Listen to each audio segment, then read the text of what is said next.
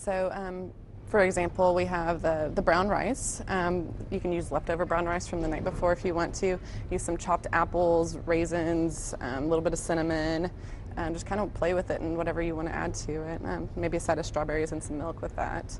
Do the same thing, oatmeal.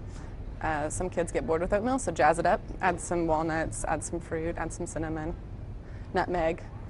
That's a good one. I thought of that. Yep. And then the good old waffle. Good old waffle.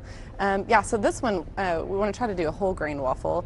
You can do that homemade, or you can also do store-bought. That's okay. If you do homemade, you can make them ahead of time and put them in the freezer and take them out as you need them.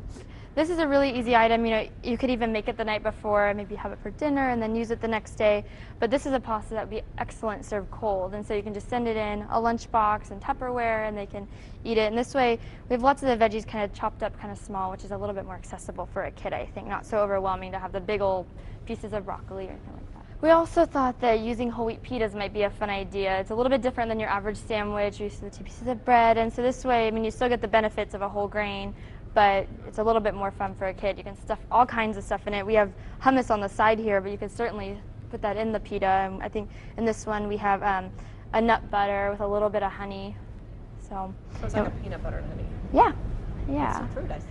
Yeah, we put some fruit in there too, but you could certainly leave that on the side, whatever. And I think that's another good example of a way I think it might be more appealing for a kid if you chop up the fruits and let them kind of pick at the fruits. Just toss them in a little lemon juice so they don't brown, but then that way they can kind of pick up fruit and not have a big apple. Because I know even myself, I'd be more inclined to eat chopped up apple versus a whole apple.